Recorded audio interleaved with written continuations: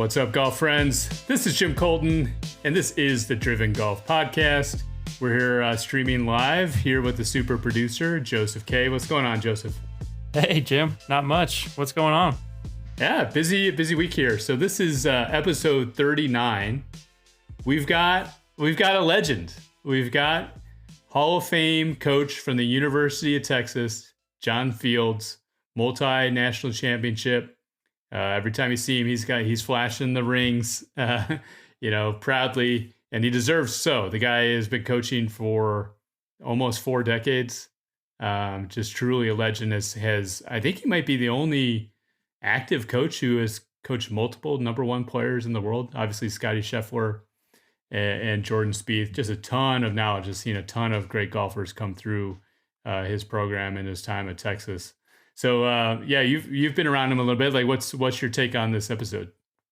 Yeah, I think you nailed it. He's an absolute legend, and when Fields is out there on the golf course, you can kind of feel his presence and feel this this aura of him watching. He's a long time just absolute great of the game, and his talent that he's been able to produce out of Texas has spoken for itself, and he's got some great coaching tactics. I don't want to spoil the episode, but I'm just going to leave you with this, Jim. We've got no excuses. No excuses here at Driven Golf. So yeah, I think there's something that folks could definitely take away, and that's one of the things that personally I would like to take away just in my day to day, just from being inspired by Coach Field and his approach. And I think that I think the other thing with him is he wants to be surrounded by winners. He wants to be surrounded by champions in a lot of ways. Like, he sees his role of kind of like staying out of the way and but supporting the kids and supporting the guys in a way that's going to allow them to be at their very, very best. And, he coaches his team to a very high standard, but he also is I think flexible in terms of what each player needs in order for them to be their best. And I think it's obviously the success, kind of speaks for itself, but he's obviously a very good recruiter of talent. And then in a lot of ways, he just allows that talent to flourish when they're down in Austin. Pretty neat. Yeah, absolutely.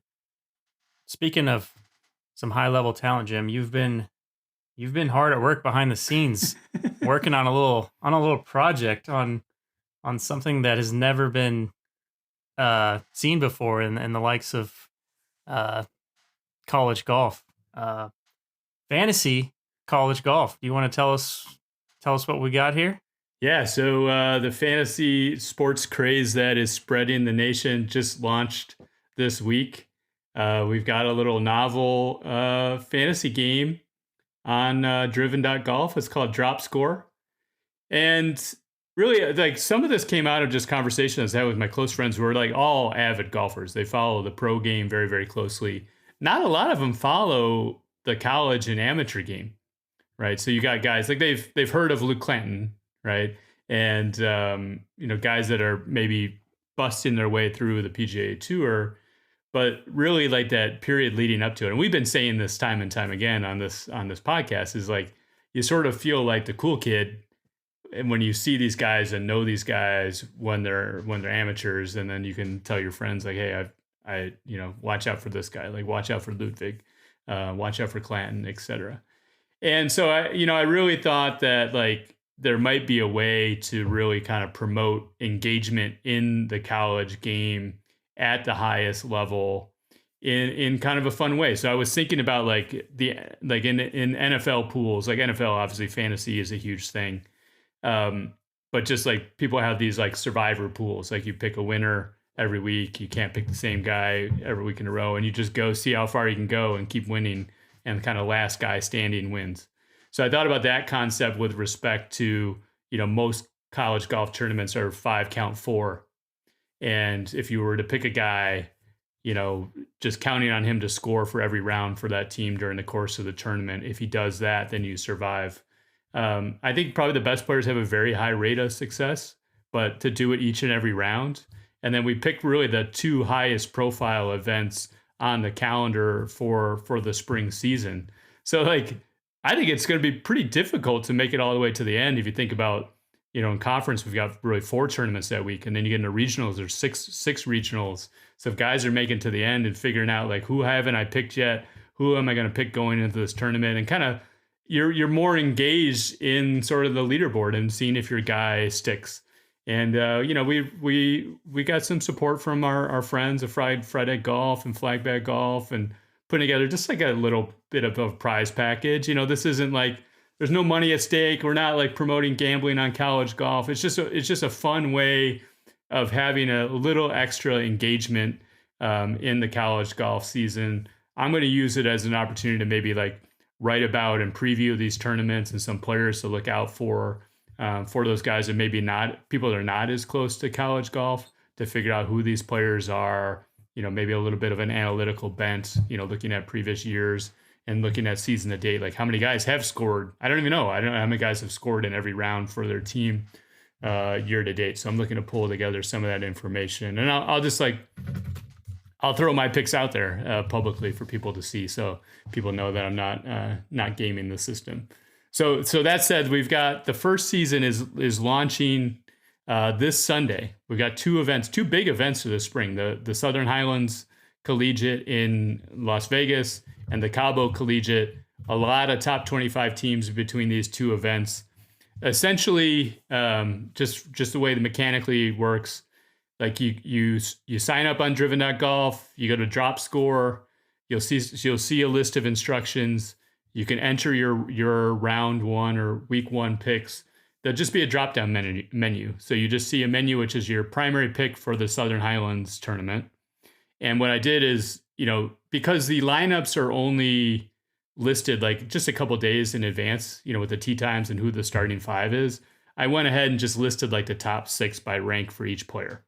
So, you're more than likely going to pick one of the top guys in each team. So I figured that's a safe thing. And you can do that in advance of actually them announcing the 5 guys.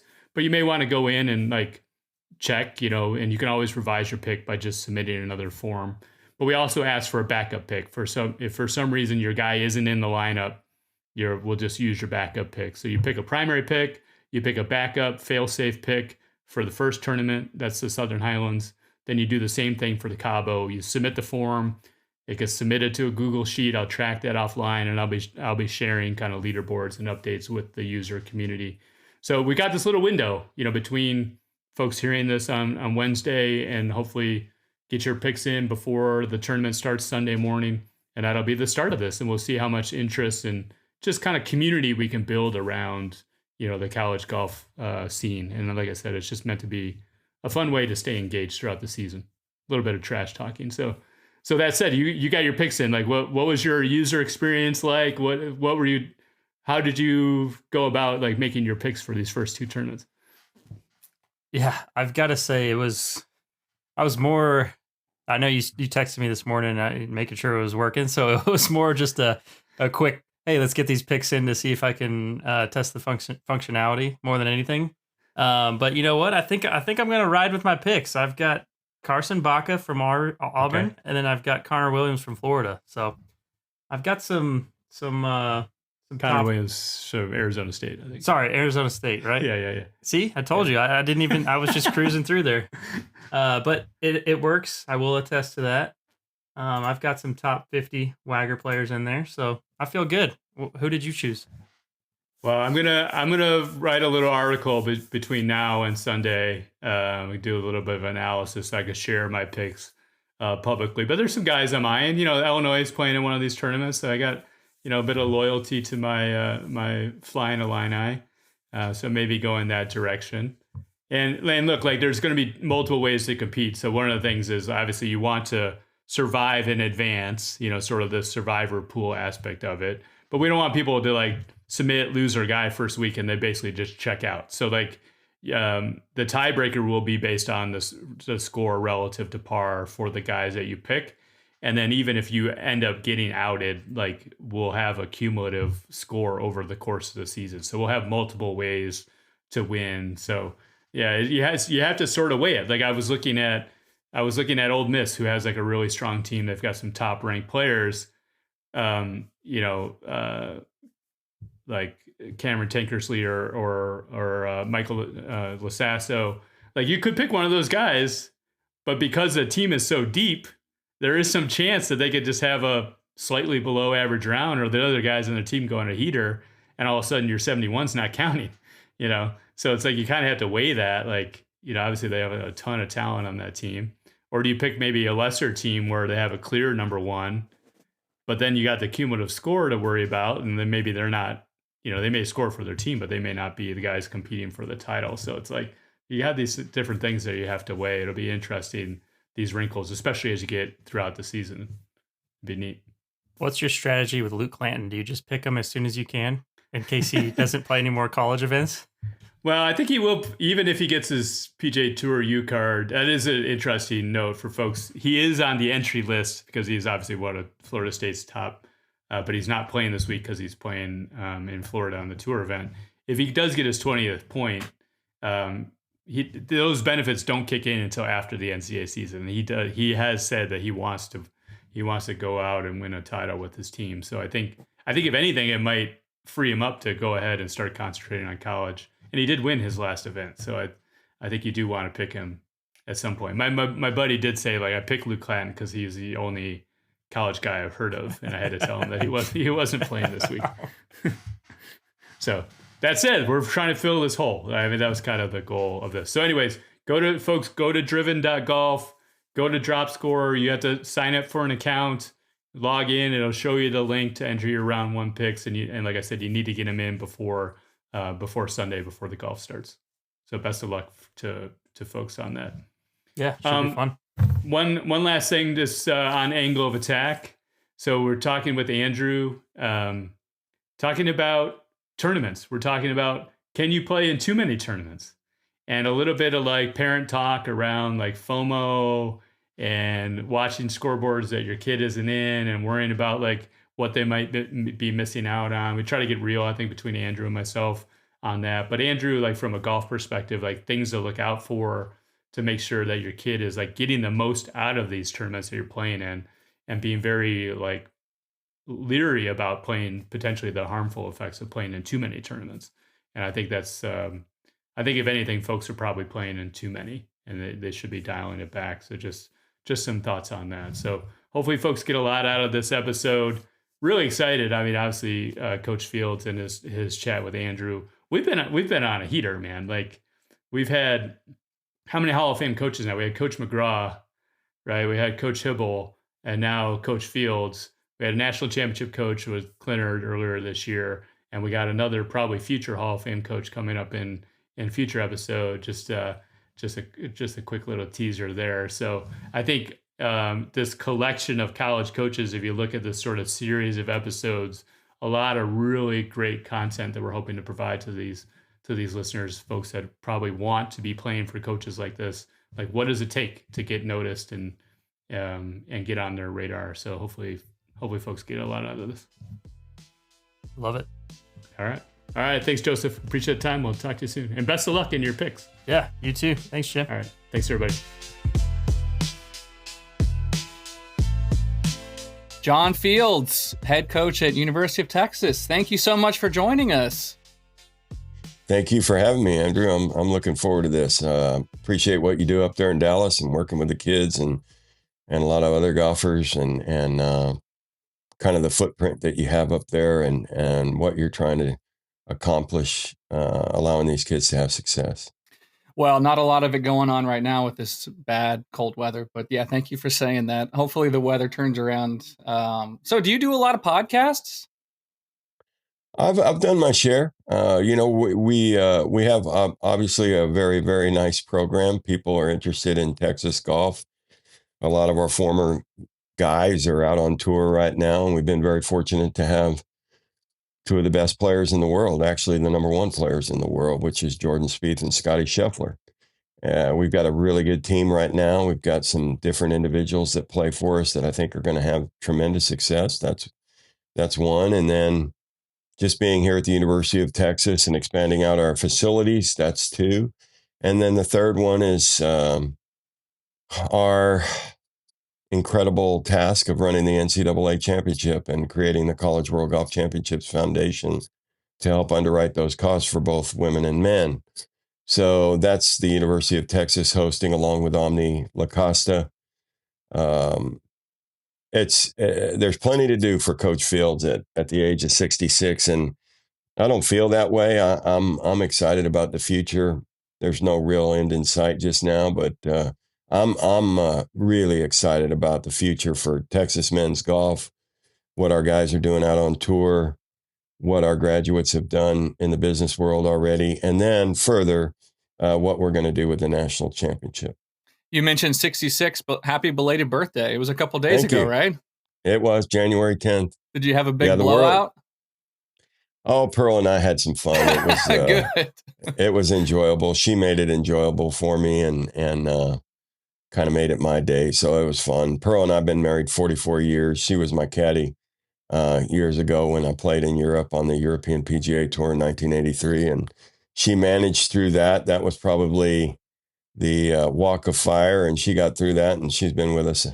Been with me ever since. That's amazing. Vice versa. Yeah, whenever you send out your emails, it's always from Coach Fields and Pearl. So I always appreciate that. I think that's really cool that even when I've been in person with you, my son went to a camp that you had. You frequently, lump the two of you together, which I think is a cool example for, just kids to see, like, you guys are clearly like a very strong partnership. Well, she's the coach's coach. We've had a really nice career together. She was with me in college. We met when we were freshmen. We got married when we were seniors at the University of New Mexico. Kurt Byram, who does color on TV today on the Golf Channel and NBC, introduced us. He was my teammate in college at New Mexico, along with Tommy Armour III. And like I said, she was with me through college, so she got to see kind of my love for the game and collegiate golf. And then we went to Europe and went through the tour school in La Manga, Spain, and managed to make it through. I finished 7th in their tour school years ago, and then played the entirety of the 1983 season where she was my caddy. And at that time, Bernard Langer, Seve Ballesteros, Greg Norman, Ian Woosnam, Nick Faldo, Sandy Lyle, Bernard Langer, just a who's who. Ball. There were so many of them that ended up being major champions, and my game wasn't nearly that good. They nicknamed her Hawkeye because she could find my golf ball anywhere. That didn't mean I could play it, but she could find it. But that's a good skill for you to have too now. Yeah. I had a little trouble with the driver way back when. I could putt and chip and do the things necessary to score, but man, I needed to keep it in the fairway a lot more. Well, that's a nice lead in, because I think I obviously I know, you're a legend. You've been coaching now at Texas for 28 years, but I wanted to go back to, obviously you played and then you made that decision not to play anymore and to get into coaching. Like, just take us back 28 years, when you got the Texas job, kind of where were you at in your coaching life, and just what do you recall from that first year at UT? Well, go back a little bit further than that. I played that 1 year in Europe, and then I had a friend in Southern Arizona. They're having a golf professional at Las Cruces Country Club, and I asked him to hire me for 6 months with the intention to go back to Europe. And in the meantime, I kind of fell in love with being a golf professional, teaching golf, and being behind the counter and greeting people and all those different things. That actually worked well for me. And then we got pregnant, and I decided I wasn't going to be that golf professional or that professional golfer that had a ex-wife here and an ex-wife there, and 2 kids here and 2 kids there. I knew I wasn't quite good enough at that point because I had seen it firsthand the year before. So I went through working on my Class A. I got my Class A in the PGA about the same time, 1987, that Dwayne Knight, my former coach at New Mexico, took the job at UNLV, and that left New Mexico available. So I got that. And then I worked there for 10 years. We hosted a national championship in 1992. My first recruiting class included Tim Herron, Brian Corton, Tim Herron being lumpy on the PGA Tour. Right. He's still playing on the Champions Tour. And and Brian Corton from South Dakota, who's now the head golf coach at Texas A&M. They were in my first recruiting class, one from Minnesota, one from South Dakota, and both ended up on tour and having a career in golf. And so, gosh, how'd you find those guys? Yeah, I mean, especially back in the day when there wasn't like websites and ranking systems and right. Both state high school champions. When I was around Kurt Byram, I learned quickly that these guys from the north can be pretty tough. They deal with weather, maybe playing just 6 months out of the year, and yet they're able to come back and have a really good junior career and maybe even a high school career. Both of them were state high school champions. We got another one, Jason Pena, who his brother is the director of the Ping Pro department, and he's still there today. But those were my first guys, and they laid the groundwork. A coach would love to coach somebody that's going to play on the PGA Tour, right? So, yeah, and I was the blind squirrel finding two nuts, no pun intended, that Heron and Corton were, and they both got out there and had success. Tim's won 4 times on the PGA Tour and made $23 million playing professional golf, and his career and my career went together. And then when Texas came available 10 years later in 1997, August 1st, 1997, I got the job. I had actually interviewed for the Arizona State job probably 7 years prior to that, and then had acquired another job at University of Texas El Paso that I did not take.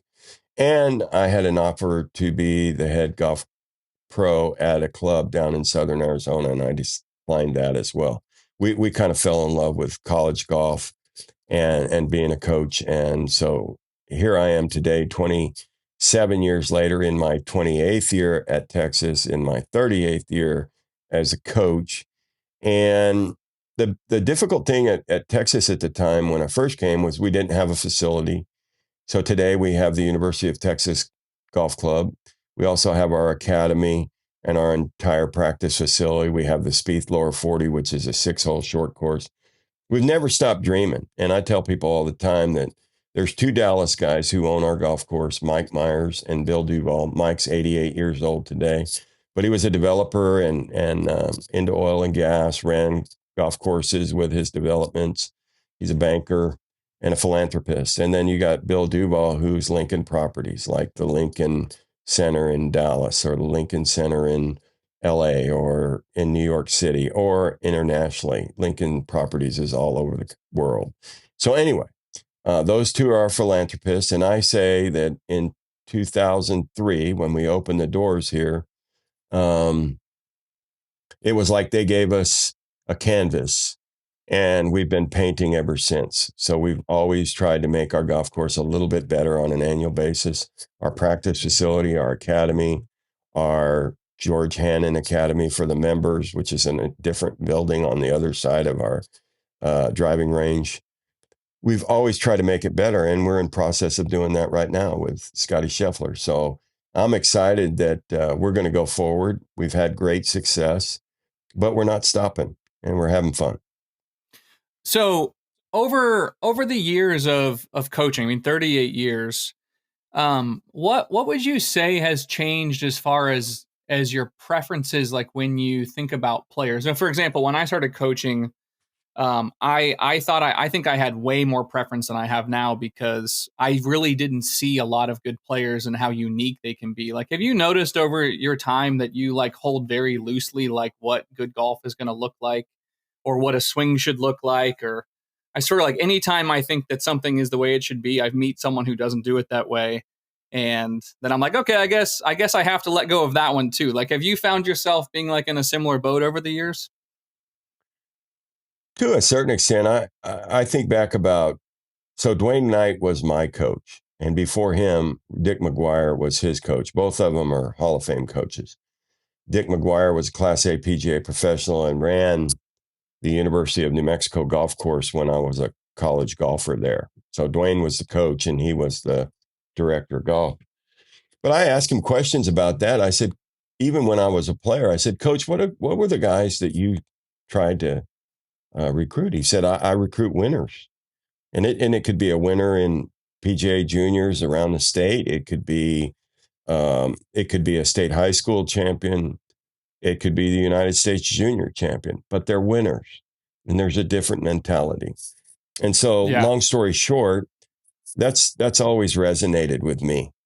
And as you well know, they don't draw pictures on a scorecard, right? Right. I mean, a score is a score. Thank goodness they don't.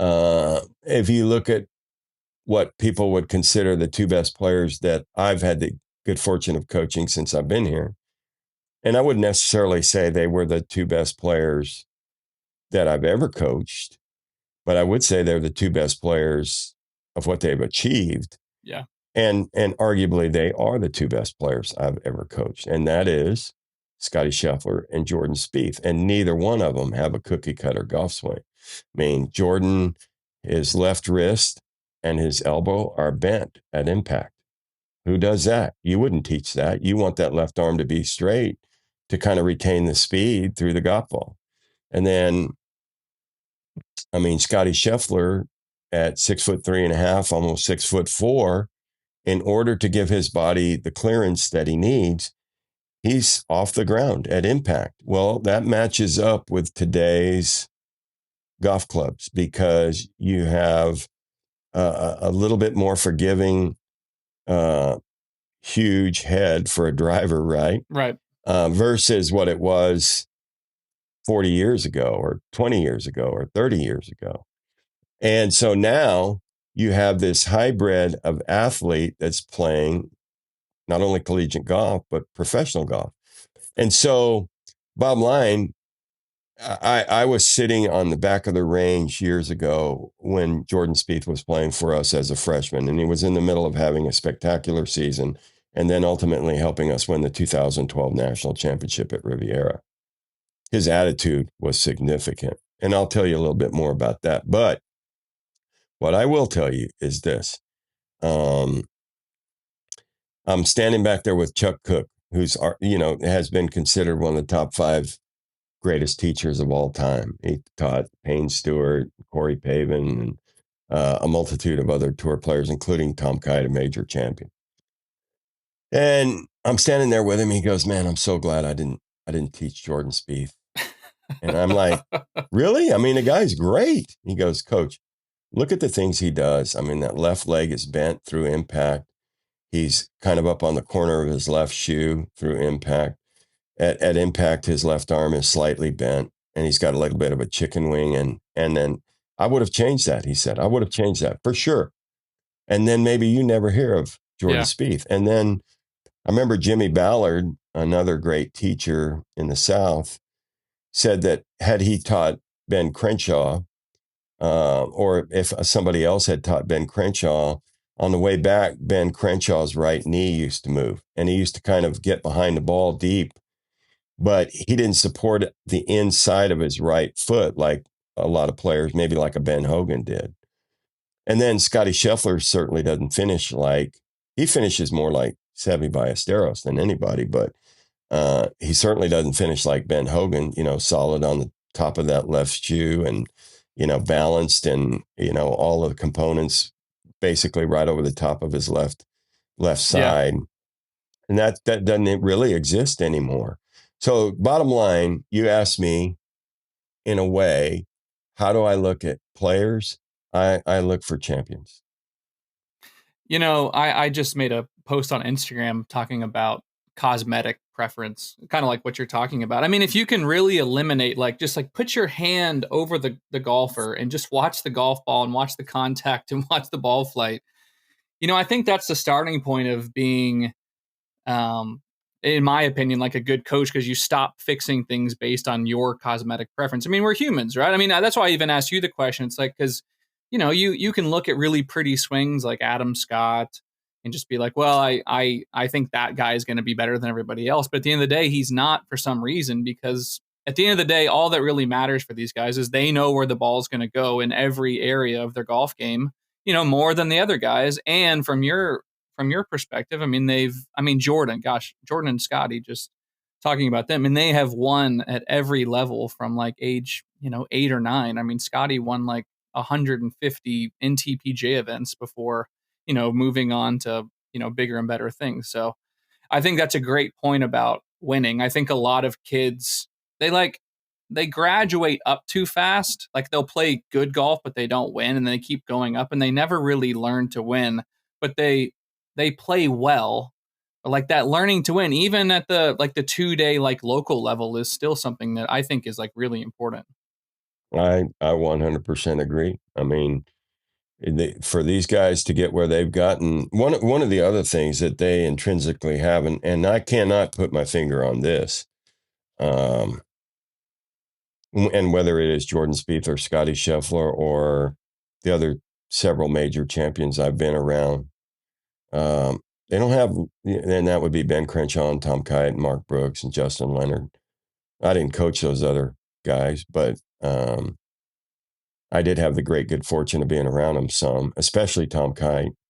And they just don't have any limiting factors in their brain. It's okay for them to win major championships, and it's okay for them to dominate. And they actually kind of vision that. Scottie, maybe a little bit less, because all he's trying to do is be the absolute best version of himself on a daily basis. He doesn't operate like some, doesn't set goals, really. Maybe a little bit, but it wouldn't be something that he would do or write down like you hear some psychologists say. Jordan's kind of on the other hand, and his brain is limitless on what he can achieve. And I think that comes from mom and dad. I think that comes from their coaches. And thank God we didn't get in their way. I mean, because I do think from time to time that we didn't get in their way. And I have seen other players go to different places, and you think they're can't miss guys, and they miss. And you kind of wonder what happened there. Not blaming that on anybody. Things need to line up right. But I do think the decisions some of these kids make can be detrimental, and they wouldn't even know it. They wouldn't even know it. They wouldn't know that what they're about to do is go down a path that's going to help them become a banker or a lawyer or a doctor, which is great. We need them too. Yeah, right. But if you really want to be a major champion, you better make the right decisions. And we'll see. Well, I just think that it's powerful. And yet, it's just amazing to me that, some people try to reinvent the wheel. Yeah, where do you think, that was actually going to be one of my questions, more about, when you see guys that graduate that you think are going to do something really, really big in golf, and then they just don't end up doing anything. But I think you're talking about even from high school, like take a top 10 player in the country, then they get to school and they become unrecognizable. Where do you think it generally goes wrong? Is it in choosing the wrong school? Or, I mean, my perspective is guys start listening to too many people. For example, you have a bad putting day after qualifying, you're on the green and there's 3 guys around you. And then they say, well, hey, why don't you try my putter? Or, hey, I'm doing this with my coach. And you just get tons of voices constantly. And I think over weeks and weeks and months and years of that feedback, which when you're a junior, you really don't have those voices. Like that's what I see happen. I don't know if you would agree with that. I would agree with that. But I think it's the overall environment. There's places you can go that are more social than others. One of kind of a funny thing that people use against us, or my competitors will use against us, is the distance between the golf course and our school, right? So it's 25, 30-minute drive. We've mitigated all the kind of challenges that dictates for our players. But at the same time, it's an asset. When I first got this job, I went to the PGA. I actually went to the Walker Cup first and watched Brad Elder play really well and do some really cool things. He's up in Dallas and he's a teacher now. Injuries kind of got him in his career, but bottom line, he's a really good player and won the Fred Haskins Award. But I also went to the PGA and I met with Justin Leonard. And I said, Justin, what about the drive to the golf courses? And he goes, Coach, I'm from Dallas. Yeah. And he said, everywhere I go is 25, 30-minute drive minimum to the different golf courses that I play. And he said, I'm just used to it. I do other things with my time when I'm driving. So he found a way as a champion to not make that an excuse. But if you buy into it doesn't matter what the excuse is. I have an excuse bag here in my office. So whenever a player is not doing well, I'll write that excuse down. And let me see if I got it right here. I'll show it to you. That is funny. This is my excuse bag. That's awesome. And it's full of excuses. Well, let's hear one. What you got? Let's hear one of those. Let's see. What you got? Yeah. So let's see what this one is. These are good ones. These are guys that have actually said this stuff.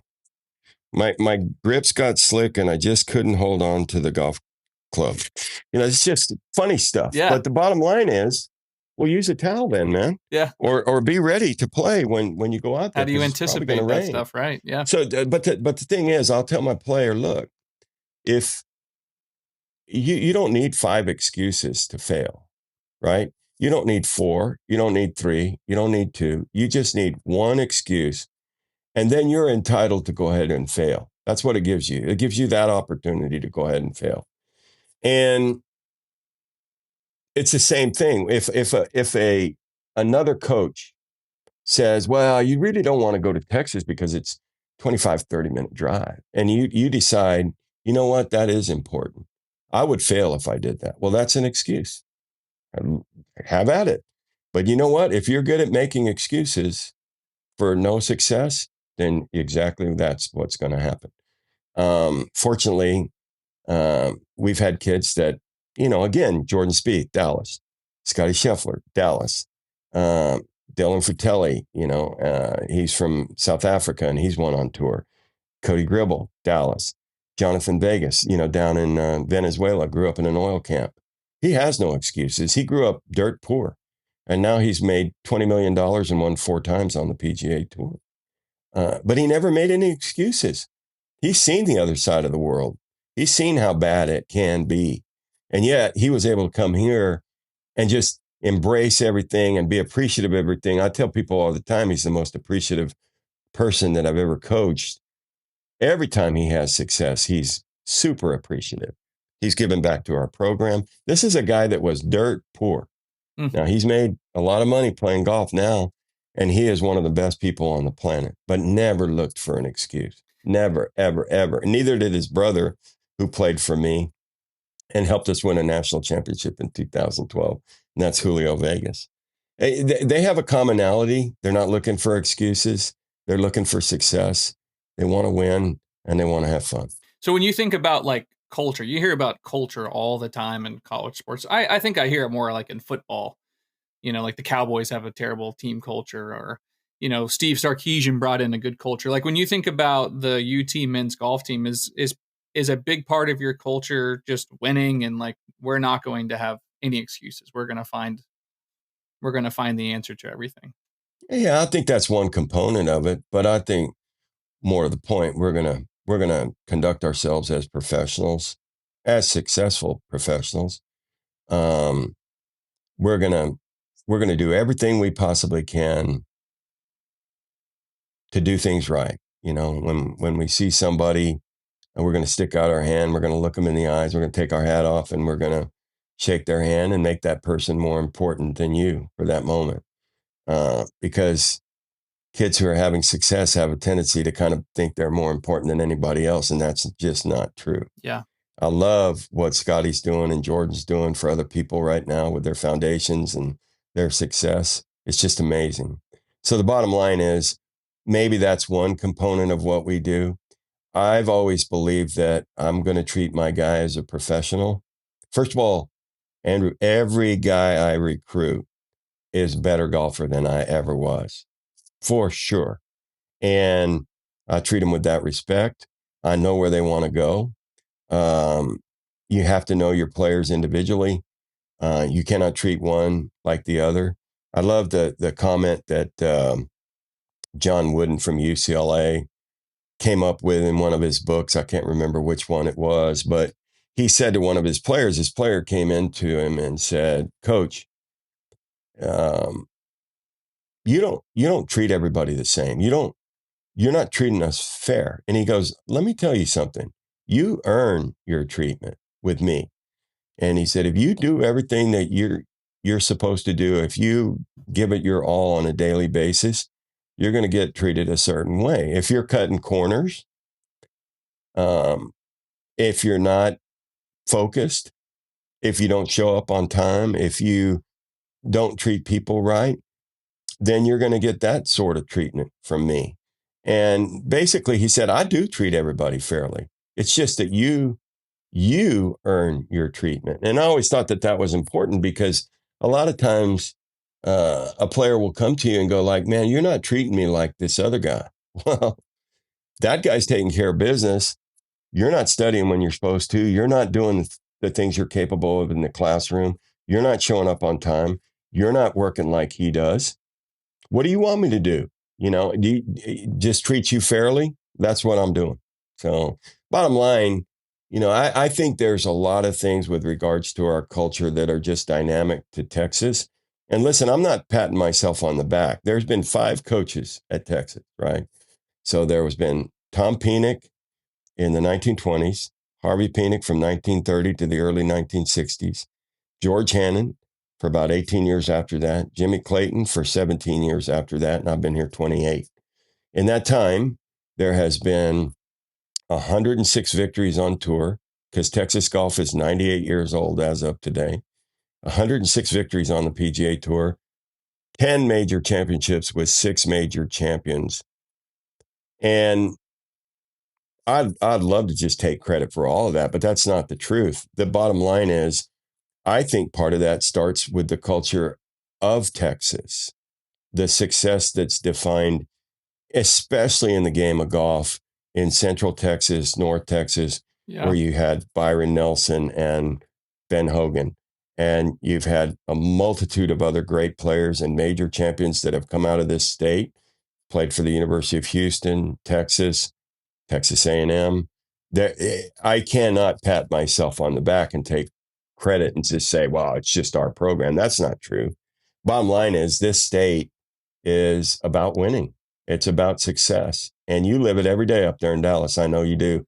And it's the same in Houston. It's the same in El Paso. And it's the same in Austin. And it's the same in San Antonio. This state has an incredible mentality attached to it. And when you combine that with golf and our weather, the weather is another big aspect of it. It's never so bad. Maybe once in a while it's bad enough where you can't play. Yeah. But for the most part, you can get out there. It might be tough. You can still go out there. You just got to find some big grass. Yeah, I mean, most of the kids that have played the Texas Junior Golf Tour over the years that I've been here, that have played in the winter, and the Legends Tour as well, most of those kids, they have played in some seriously nasty weather. It might be 110 degrees out and no wind, or it might be 38 degrees and blowing 30 miles an hour, and they're out there. Out of the north, for sure. Yeah. And so, bottom line, that's what made Ben Hogan so good years ago. And same with Byron Nelson to start with. And there's more players, they're just one after another, whether it was J. Bear. He's out of Louisiana, but he was from Champions Golf Club and Mr. Burke. And my goodness, I mean, there's just so many great champions. Well, I'm playing on Bermuda. I mean, Bermuda same is thing. About the worst grass on the planet in the winter. Yeah, I mean, I was watching Christian Moss chip yesterday, and he's on a super tight lie that's a little bit muddy, and he's saying, "Coach, this is really nasty stuff." I'm like, if you're a tour player, that's where you're going to go practice. Yeah. And, he jibbed one, he bladed one, and then he hit one perfect. Well, what did you do there? And so, but that's how you find out. And, there's other places that are more like a bubble. That's why Bo Hostler came to Texas, by the way. He grew up in the bubble. Orange County in California hardly ever blows, maybe just a little bit. And the weather's the same every day. And the grass is 70 perfect. and sunny and 5 miles an hour wind. Yeah. And, people ask him, like, why would you go to Texas? I mean, you're from California, man. Why would you do that? And he said, I did that because I wanted to expand my vocabulary in the game of golf. I wanted to be able to play on Bermuda, and I knew I was weak in that regard. And he used to call me in. I'd be in the office and he's, Coach, let's go out on the golf course. I need 30 minutes. I want you to show me how to chip out of this stuff. That is so funny. I got to figure this out for me.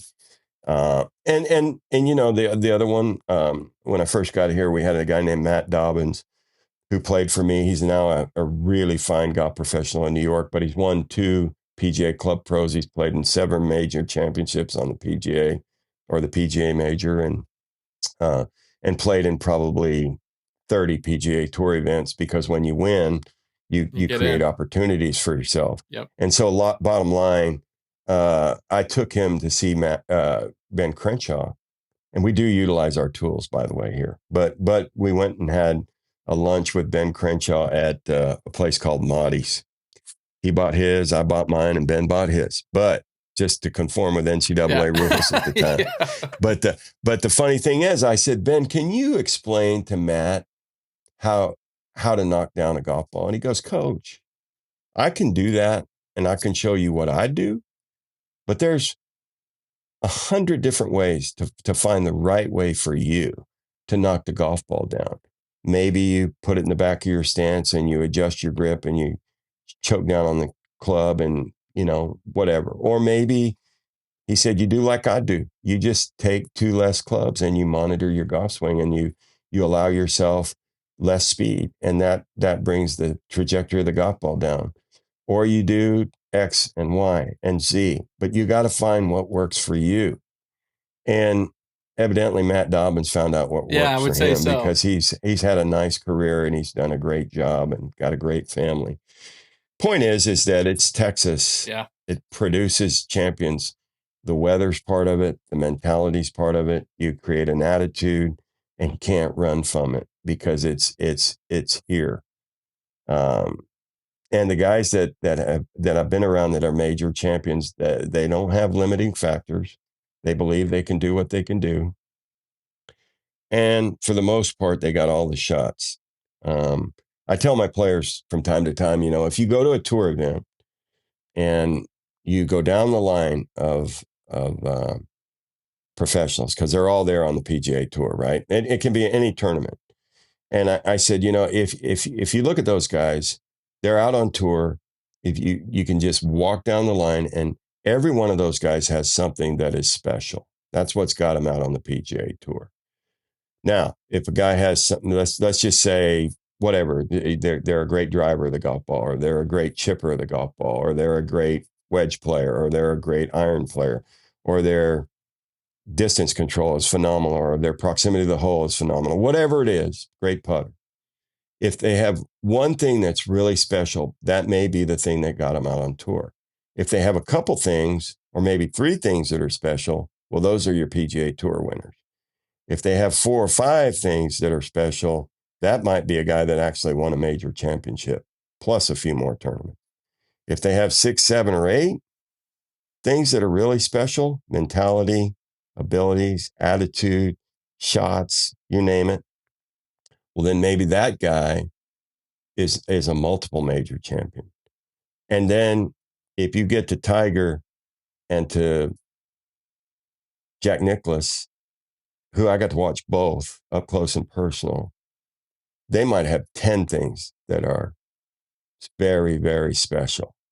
Attitude, abilities, belief, repeatable golf swing, intangibles everywhere you look.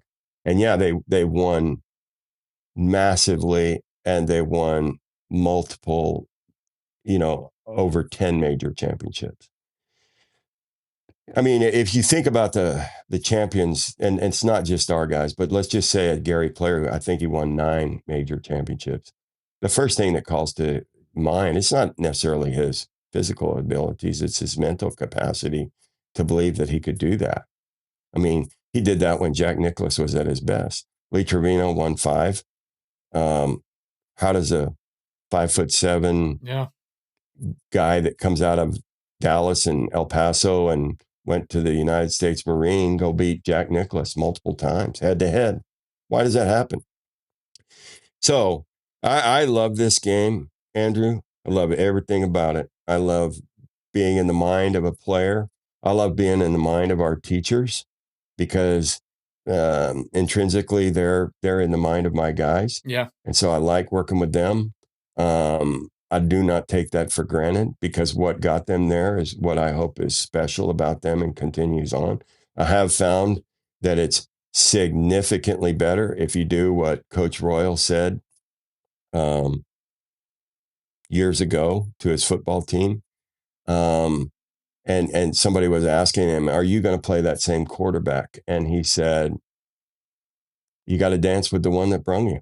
And I believe that in golf. I think that a teacher is or a golf instructor, a teacher is way more than that on a normal basis. And like you said, this game has its ups and downs. And if you're at the wrong time and you decide to make a shift, man, you're throwing the dice. That's why I always tell our guys, even when I'm recruiting them, do not walk away from your teacher. You're really special. And obviously you have a special relationship there. It's going to be up. It's going to be down. There's going to be difficulties here and there, but just keep going. And you're going to learn together. And you're going to learn about yourself when you're under the gun. And that's going to translate into more success for your guy, whether it's a Randy Smith or a Cameron or you. It's just so important. And I'm a Class A PGA professional, so I come at it a little bit differently. But I really respect this game. And I know the kids and the players and the coaches that respect this game are going to have success. Well, I think that you've seen it too. I mean, I get the tendency of players to go, well, I'm playing poorly for a sustained amount of time, let's say for an entire month. And so I got to get a new set of eyes. I got to do this. I got to do that. So I get that, but I think that I've seen it. I mean, I've seen it with the kids that have left me or the ones that come to see me. I frequently have kids that come to see me and I say, why are you here? You had one bad event. I mean, you've been working with this guy for 6 or 7 years. Maybe you should rethink this because, oh, by the way, if they have a bad event with me, well, they're just going to leave me. So it's really trying to beat down that idea that every time I play bad for a sustained amount of time, I need to change my environment. I think it can be so dangerous. It is. It's kind of the nature of the beast. But that's coming from other places too, by the way. That's not just coming from that young person, right? Because left to their own, they're probably not going to do that. Yeah. But they got a mom or dad who's maybe a little too active or a little too close to the situation and maybe even kind of enjoying that success for whatever reason. And then all of a sudden it goes away. They're like, hey, maybe we need to make a change, Well, once you hear, somebody significant to you say that, that's all we need, man. And first of all, that's right in here. That's another one of those there's little many excuses, little cutouts in there of that. Yeah. Yeah, exactly. So bottom line, there's a lot to this. I love what I'm doing. I'm very appreciative of the guys. I told you before, they're all better than I was, for sure. And I have tremendous respect for that. And I don't, I think we do a great job of not getting in their way to develop. That does not mean that everybody that plays for John Fields is going to be successful. There's a lot of different factors involved. But fortunately, we've had a lot of really good things happen as well. So I'm very appreciative. Speaking to I do want to talk about these 2 national titles a little bit, just because, I mean, I've never talked to a coach who's won. Well, I did talk to Clinard at Auburn. We didn't talk too much about it. You win 10 years apart. So what were some common characteristics of the 2012 team and the 22 team? I mean, obviously you had an amazing, Jordan was on the 2012 team. But then in the 22 team, you just had such a good set of 5 guys. Like everyone was very, very good. And just kind of what were some commonalities, and then what would you say were, some differences in those 2 teams? Well, first of all, they have kind of a incredible belief that they could accomplish that, right? So Jordan on his phone, his screensaver was the UT Tower, which is lit up orange with a 1 on it when you win a national championship. So he lived that his senior year in high school, and then he had it on his phone, because I know he believed the moment he made a decision to come to Texas is that we were going to win a national championship, and maybe multiples. His success was so great, though. He was with us for a year and a half. Yeah. And then he went ahead and went on tour and became the rookie of the year next year. He had a good reason to go.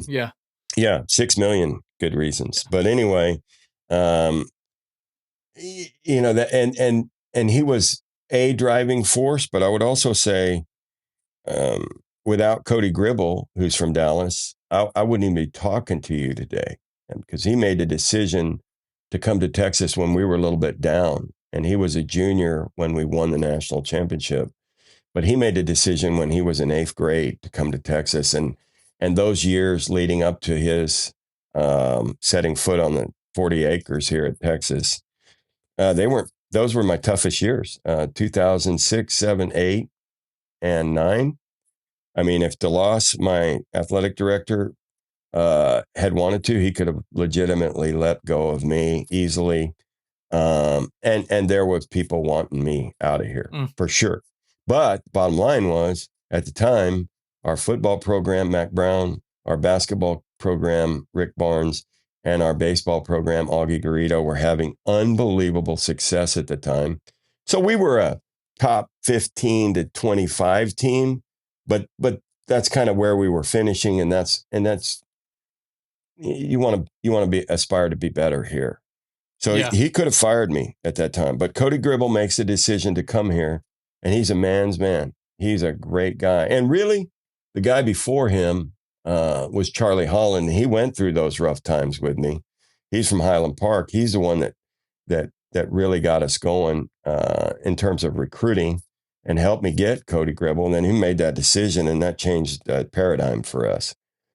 I would also say that one funny day, I just happened to ask the guys on our golf team, you know, who was going to be. I knew Jordan Spieth was a great player and we were going to recruit him. But I asked the guys, I said, hey, who's the next great player in Dallas? And Charlie Holland, who is a banker up in, actually, I think he's in mortgages now up in Dallas.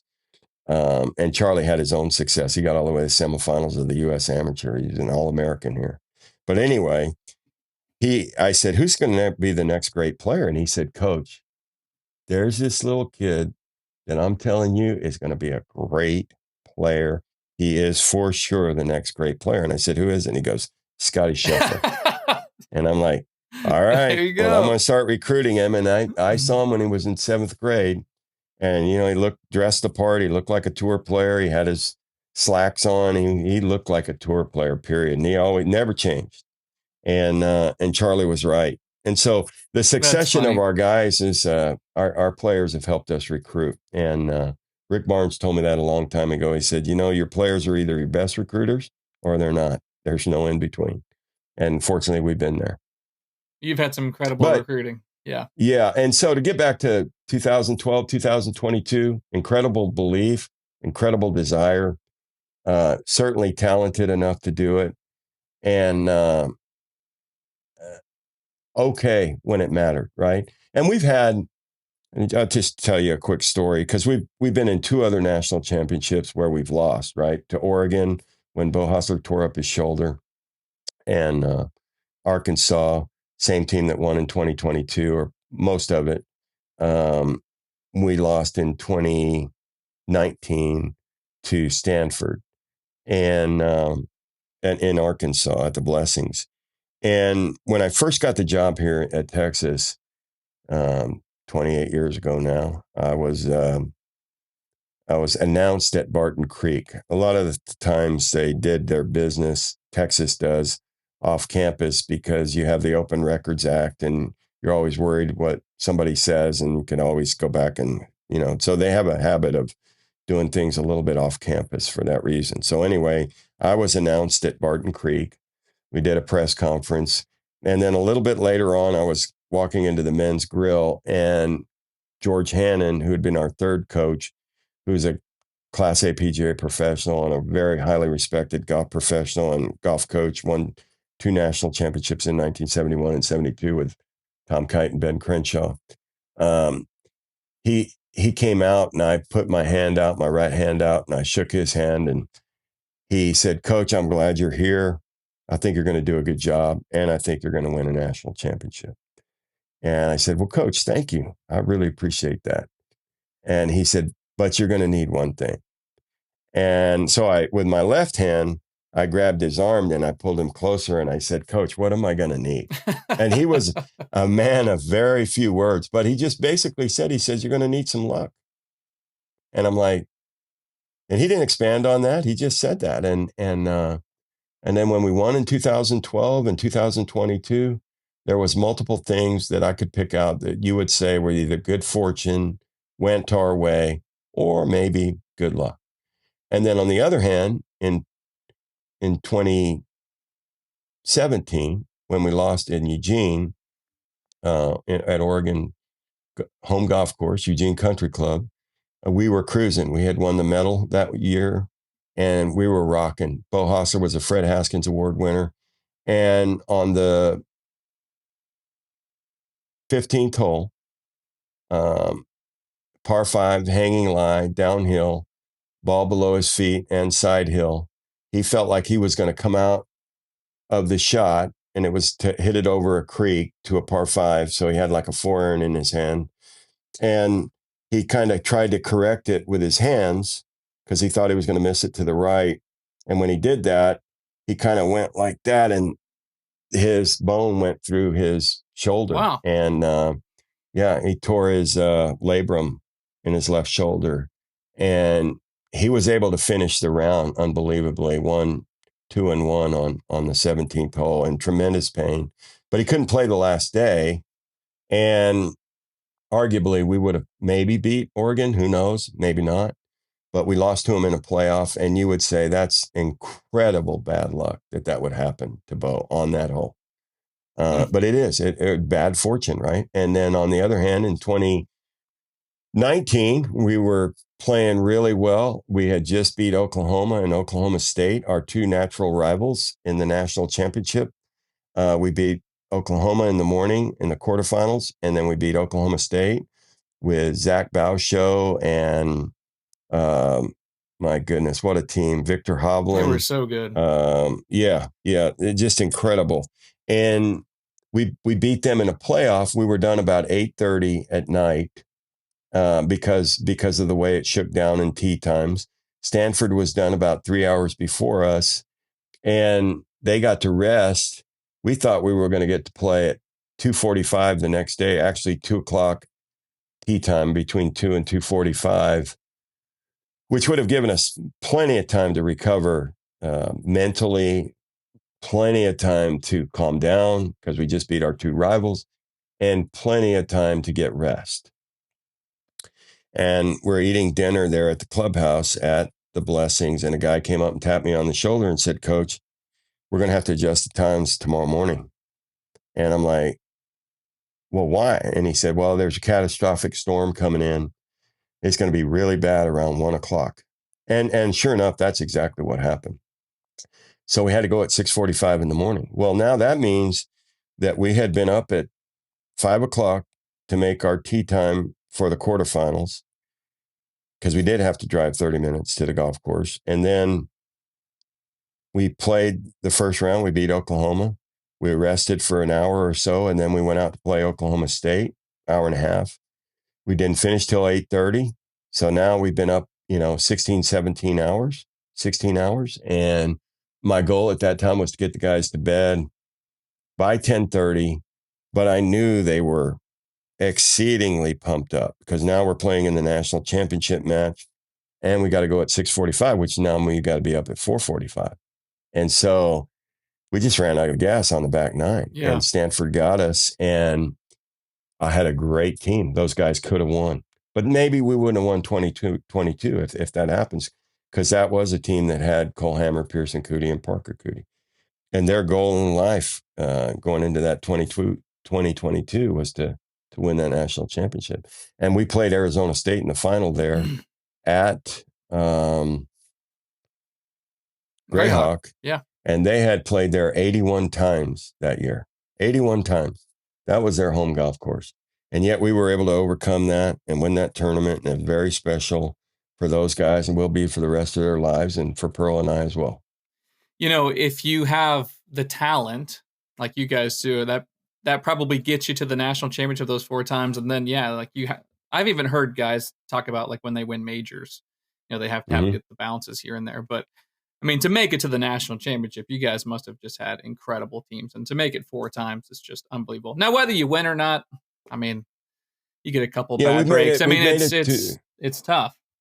Yeah, we've made it to the match play 9 times, and it's very difficult to win, especially when you have that little. If you happen to be the best team, and that's one of the cool things about what happened last year. The best team won both tournaments, so the women's Stanford team was the best team that year, and they won, and Auburn was the best team, and they won. Auburn was, I mean, whenever I talked to Coach Clinner, their record in the SEC last year was unbelievable. It was, and they won. And I give Omni LaCosta all the credit because we did everything we could along with Gil Hance to make that 7,500-yard golf course brand new and really, in a word, just badass. It is really good. Lots of teeth. And it defined down who the best players were last year. And I'm hoping that we can have similar conditions going into this next year. We're hoping that is the permanent site for the national championship, similar to Omaha. We think that that's going to be a catalyst for more success and more growth for collegiate golf. And we developed a College World Golf Championships Foundation to help underwrite the cost of that going forward so that golf has its place in the NCAA for the next 50 plus years. And in the meantime, these great kids get an opportunity to compete at a high level and then maybe take what they've learned in college and go out on the PGA Tour and have success and have a career and enjoy that. And if they don't, they're going to work for the TaylorMades, the Titleists and the Callaways and the Srixons and so on and so forth. Or they're going to be involved in golf as golf instructors or PGA like professionals. Me. Yeah, PGA professionals, exactly. and everybody's got a vision. I tell people that college golf is the center of the sun and nobody even knows it because we've never marketed ourselves. And what I mean by that is if you think of college golf in the center of the sun, you have junior golf at the bottom, high school golf, junior golf associations, state junior golf associations, the AJGA, other national associations, and the international junior golf associations. And everybody wants them to play golf in college. And then on the left side of the sun is people like you that played college golf, that have become golf instructors. They're PGA professionals. They're the one that populates the business of golf, like the OEMs, like a TaylorMade, Titleist, Callaway, Srixon, and or multiple other industries that are involved with golf. And then on the right side, you have all the college golfers that ended up becoming amateur golfers that are the members of clubs. They're the board members. They're the presidents of clubs. They're the, both men and women these days. And they're the ones that actually underwrite the costs of junior golf underneath us. And then at the top of the sun, you have Tiger Woods, Jack Nicklaus, Rose Zhang, Nancy Lopez, Julie Inkster, Annika Sorenstam, Jordan Spieth, and Scottie Scheffler, guys that played college golf that are having incredible success on the PGA Tour. And we're in the center of the sun, and nobody even knows it. But we're getting ready to tell that story. That's really well said. Yeah, I mean, every time my last question is about junior golf, but every time that I sit down, I have a new kid come by, we say, okay, what's your goal? 99% of them say I want to play Division I golf. Most of them say I want to play golf at the University of Texas, but so let's say they want to play golf at UT. What advice, just generally speaking, besides, I mean, obviously winning, learning to win, but you've watched a lot of junior golf in your 38-year career. I mean, what do you see with juniors that they need to be spending more time doing, or just general advice, whether that's parenting, whatever it is? I just kind of open mic. Yeah, I would say first of all, you got to love the game, right? That's number one. You need to love the game, and a lot of these kids do. And then you need to choose wisely. Whoever that golf instructor is, because that's the person that you're going to bare your soul to, because this game is going to test you. And hopefully, mom and dad can find a way.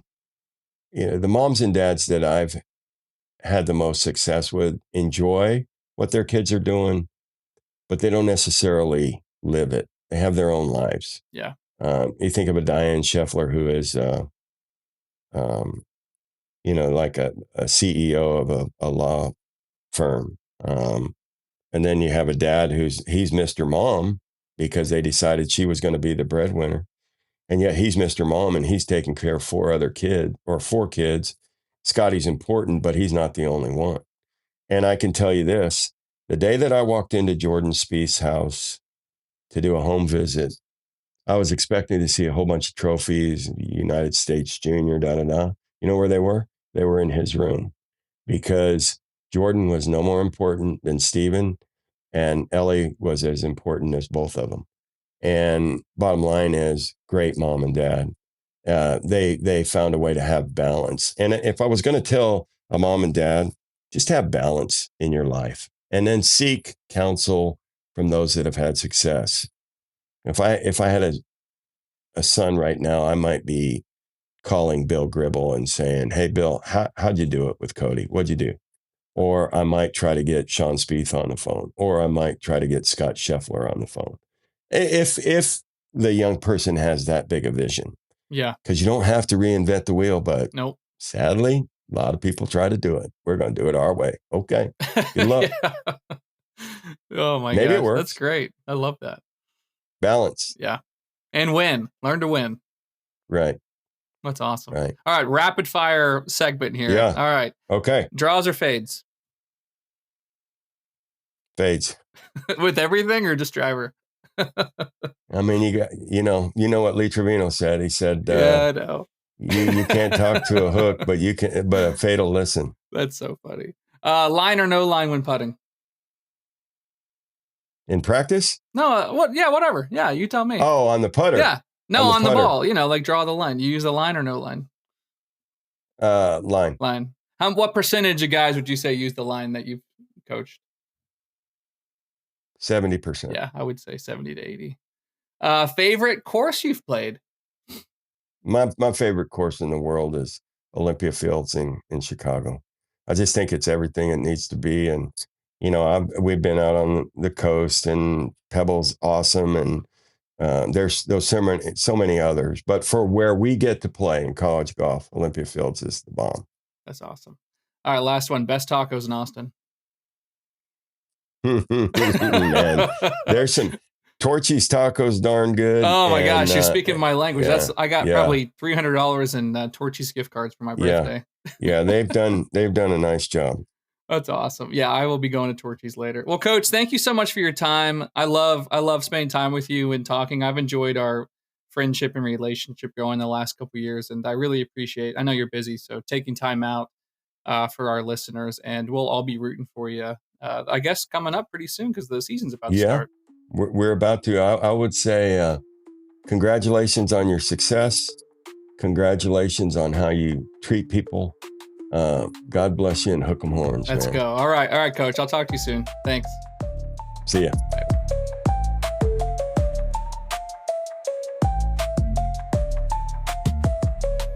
Andrew Lewis, welcome back to the Angle Attack. How are you doing? Jim Colton, I'm doing good. How are you doing, man? Good. Hey, a little bit of a follow-up for this Angle Attack episode from last episode with Ryan Fraser. We had this fantasy draft of the top junior golf tournaments. And look, like the one thing I think about with respect to that is we named probably 25, 30 junior golf tournaments. And one thing I observe or even like feel whenever you see a leaderboard is sort of like, oh, I wish we were there. Like there's a little bit of a FOMO aspect of junior golf when you see kids performing well and like, hey, I could have, my kid could have won. If he had gone there, he could have won that. And And I think there's a little bit of a mindset of kind of fighting that and really kind of realizing that in some cases, like less is more. And even if you look at junior golf scoreboard, like you'll see a couple outliers, like kids that play, and I've seen upwards of 30 or more tournaments in the last year. And I just wonder, just wanted to discuss, like, is there an opinion on, is there too many tournaments, and what would be sort of the way of knowing that your kid might be playing in too many tournaments? Like how many is too many, and what is the downside of maybe playing in too many tournaments? And we could think about like how you think about avoiding this sort of FOMO factor, I guess. Yeah, I definitely think that most kids play in too many tournaments, including my own child. I mean, we've had this discussion. And I think there's a point where you're like, okay, I want to gain competitive experience, right? So playing a lot, play 2 events a month. So let's say you play 2 events a month. That's 24 2-day events. Let's say you're playing 2-day events. That's a lot. That's a lot of money. That's a lot of time. But I mean, there's probably a benefit to that in the beginning. But I think as you get closer to this like recruiting phase in your freshman, sophomore year, I think you have to start to, and we've talked about this in a previous episode about like creating your competitive schedule around some like blueprint metrics, like courses I know, courses I like, being able to do a practice round, like all of those things. And so it's really, really hard to be prepared, I would say, like 24 times a year. So I think the sweet spot is like 12 to 18 events a year. I should say that's like counting events for junior golf scoreboard. In that way, you're playing every 3 to 4 weeks. Because I really look at it as you play an event and you have to show up to that event as prepared as you can, which everyone has to identify, like, what does that mean? And then after the event, you're going to have some post-reflection on how you did. You're going to take a lesson or two and try to fix that stuff. And that's not going to happen in like a week. And you got to start doing that whole process of preparing for the next one. So yeah, I definitely think most kids are playing too much. And I would bet like 30% of the time they're not doing the process that I just listed. Yeah, I mentioned this in the episode with Ryan, is similar to what you said. I think that there's really kind of 2 aspects when it comes to a tournament. Is like, what do you get out of playing in that tournament itself? They're really just like the competitive experience, as you talked about. The depth of the field, the guys you might be playing with, and maybe there's kids that are ranked ahead of you that you're trying to chase, or maybe you're paired up with them. Like the things that you can get out of just that day-to-day experience. And like you said, the prep and everything that comes out of it. There's also like the doors that tournament might open into other events. Like if assuming you perform well, that might open doors and things. So that's something you have to consider. And we talked about that at length in the last episode. I do think the one thing that's maybe overshadowed in all of that is really the reflection. It's like, what can I take into the next tournament? And what has worked for us, I think, is we've really used the stats, as you know, to really kind of fuel that conversation. So if you're moving from one tournament to the next, and just before you can even update your stats or digest the stats, like you haven't really gotten that much out of that tournament, until you really have a time to step back, digest and reflect, and also use the numbers to figure out, like, okay, let's set up a game plan for the next tournament. So, I think like the question that I've always tried to raise coming out of a tournament is sort of like, what were the takeaways from that tournament? And then, either at the same time at that same conversation, or maybe, sometime later, like what's the mindset going into the next event? And then it's like, how do we bridge that gap? And a lot of times it is the stats, is meeting with you, like that sort of thing. And that, frankly, that's worked really well. It's funny you mentioned that, because my son just posted his schedule for the year, and I looked at it like, there's only like 13 events. And yeah, on the surface, it seemed like maybe it was too little, or we were missing something. But like, some of these events are turning into 4-day events. There's some team events that weren't on the calendar, or where you have to leave opportunity for. There's USGA qualifiers. So like, when you add up the number of competitive days and, like you said, practice rounds and prep, it's a lot of days, right? And I do think that it can quickly add up. The other thing, like maybe we go here, as a parent of a junior golfer, do we have to be mindful of these telltale signs? Like maybe we're spreading our child too thin? Yeah, for sure. I think there's a lot of things you should pay attention to. One is them like saying, I'm not ready to play in this event. I have had multiple kids tell me to tell their parents, like, hey, can you tell my mom and dad I don't feel ready for this?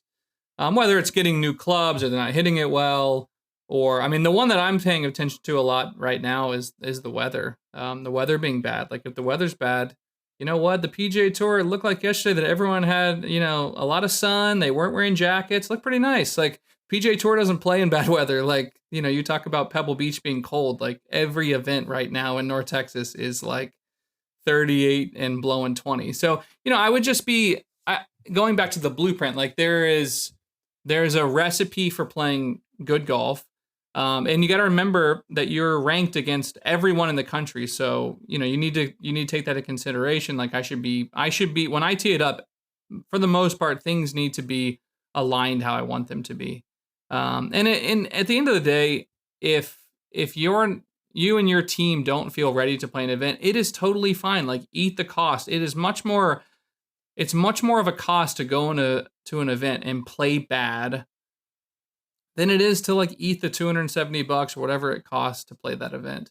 I had some kids get into an event like the day before an event recently, and at the lesson they said I really shouldn't have played, but they wanted to play, but they hadn't done a practice round, didn't have a yardage book, had never seen the golf course. The weather was going to be bad, and it literally was a recipe to go shoot a 90 out of nowhere. And so but I think that those things take a lot of maturity. To say, no, I'm not going to play, I'm going to wait. But I think that you are rewarded the more that you like stick to a game plan. Like, it's really cool that Luke has a schedule. Like I, as we talked about before, like, have your schedule made. It is totally fine to adapt it. But having that schedule, I think, gives you some freedom of like, okay, I know what I'm going to play in. Just an idea. I actually had Cameron playing a medalist yesterday.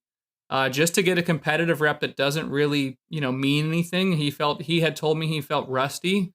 So instead of putting him in another 2-day event that goes on his ranking, I threw him in a medalist event. That's an 18-hole event here in North Texas. And he finished second. He felt better. He'll feel better heading into his next event. So whatever your recipe is, just have a game plan and stick to it, and then be adaptable as needed. Yeah. And I would say, like you said, maturity. I think it takes a level of maturity on the parents' side too, because like I said, you are fighting this, looking at the rankings, looking at what other kids are doing, what they're playing in, like wondering what like the trajectory that your son or daughter is in relative to their peers. It might be progressing faster or slower or what have you. Like, everybody needs to run their own race, and it may be on a different timeline. And I think like you have to sort of like free yourself from that FOMO, honestly. And I can tell you, like, it can be extremely liberating.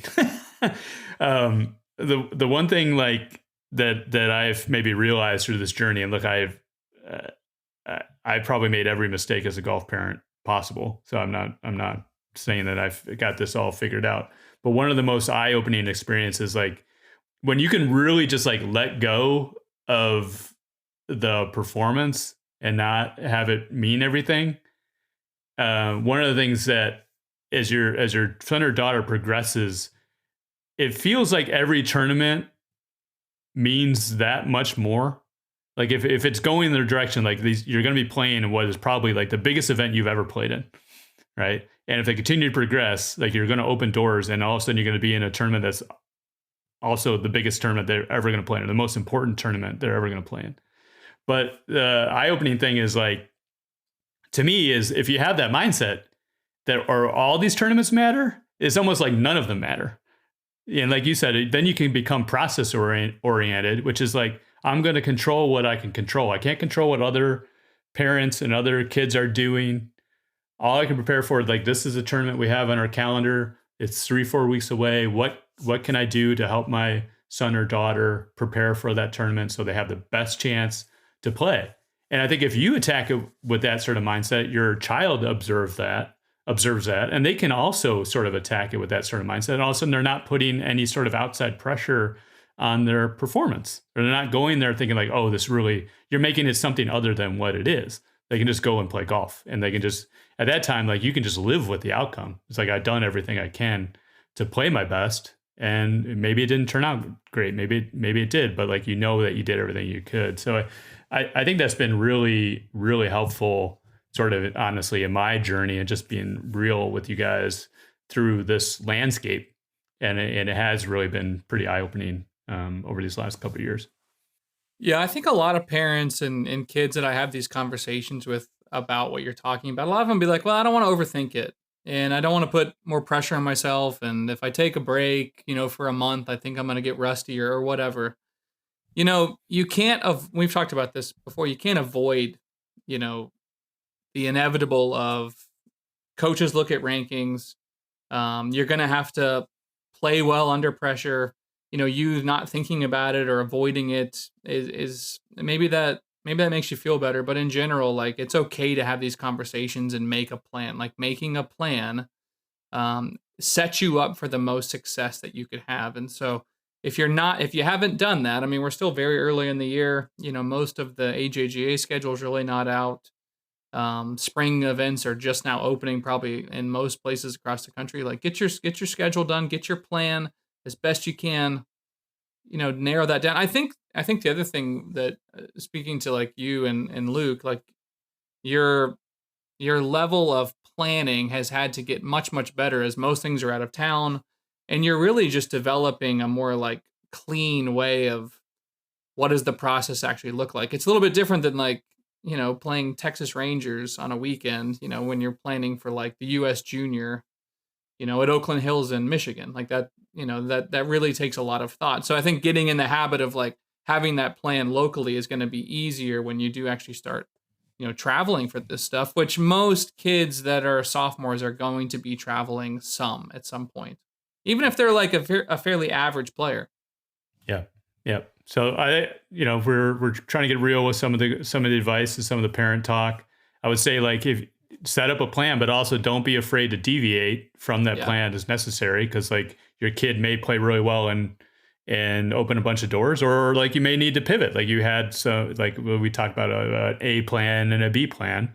Yep. Just know what the nuances are, know what the wrinkles are, and be able to pivot. And I would say, like, also communicate with your child. It's okay to pivot. Like, it is okay to hit the reset button if you feel like going into an event, you're not feeling it. And I think that they need to know that they have your blessing and your permission to pivot where necessary. And you're valuing sort of where they are mentally, where they are physically, like you're on their side. And I think sometimes this relationship can be viewed as maybe adversarial, or, kids really want to please their parents or whatever the case may be. But, I think that oftentimes we're doing this out of love, that we're doing this but maybe it doesn't always come across that way.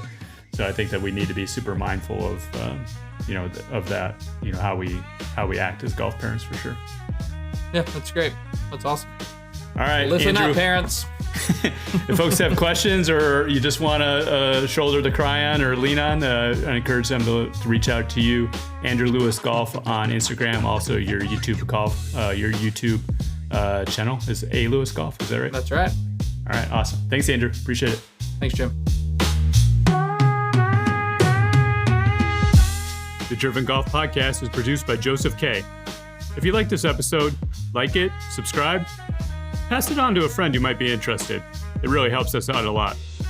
We'll be back in a couple weeks with the next episode. Until then, remember, in this great game, the journey is the gift. Enjoy the journey. Step up, no excuses, just that long, hard grind. Gotta learn how to win, not to stay in the line. From Crenshaw to Scottie, every era defined.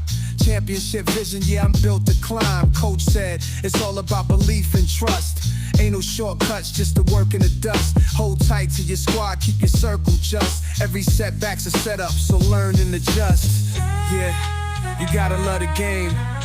Cause champions ain't built in a day. Hook 'em high, hook 'em low, on the grind, let it show. Hook 'em far, hook 'em short, steady hands count the score. Hook 'em once, hook 'em twice, earn the crown, pay the price. Hook 'em all, hook 'em horns, horns up, legends born.